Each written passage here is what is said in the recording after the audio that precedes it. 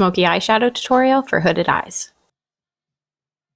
For this purple smoky eye look, we're going to use the Dior palette. And when doing a smoky eye, you definitely need to prep your eyelids, especially if you have hooded eyes. Use a concealer or an eyeshadow primer, and then you have to set your concealer or primer. If you have hooded eyes and you don't set it, it's going to crease. You can use a loose powder like the LYS or a pressed powder. When doing a smoky eye, you want to start with a lighter transition color. So I'm using this light mauve color. And for my hooded eye girls, do this with your eyes open. That way you know you're going high enough, so when you open your eyes, you can see the color. I'm using a medium fluffy brush for this step. Now you'll have a nice transition when you go in with the darker shade. For the star of the show, we're using this deep plum color and keeping that on the outer portion of your eye. For this step, I'm using a smaller fluffy brush. I believe this was the MAC 214. I'll link all the brushes below as well. The key for a smoky eye, slowly build up the deep colors and you'll have a nice gradient effect. The great thing about a smoky eye is you can go as light or as deep as you want. To add more depth, I'm going in with the black eyeshadow and a small pencil brush. For this part, you want to keep the black eyeshadow on the outer corner of your eye. I refer to it as the outer V. Keeping the black on the outer corner also creates a more cat eye effect. It's okay if it looks a little patchy because we're going to blend it out with the fluffy brush that we used with the purple eyeshadow. I'm not adding any more purple eyeshadow. I'm just using this brush to blend everything together. One of the biggest tips I can give you is use light pressure, and that will help blend everything out.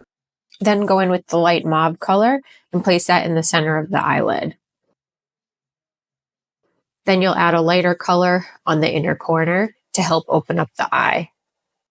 When doing a smoky eye, I recommend tight lining your waterline. This makes your lashes look thicker, and having no skin peek through makes it look more seamless. I'm gently smudging out the liner on the top of my eyelid. Since we're going to put lashes on, this just makes everything kind of blend together very well. For the lower lash line, I'm going in with this purple liner on the inner waterline. I have a bunch of different colors of this liner. I really like it. It stays long and they have some fun colors. I'm using a flat brush to place the dark purple eyeshadow on the lower lash line. This just creates a really soft gradient effect and the eyeliner on the lower lash line won't budge.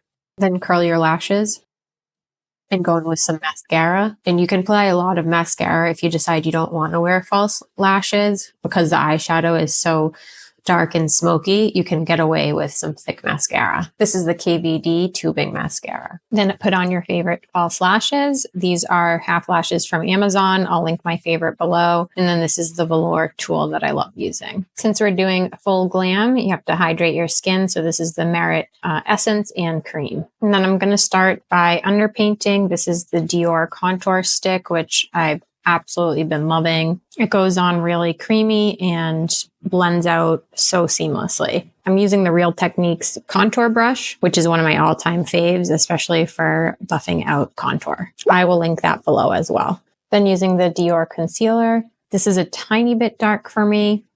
And when doing a smoky eye, don't be afraid to go a little bit lighter just to brighten up the under eye. But I really do love the formula and it looks great on dry/normal skin.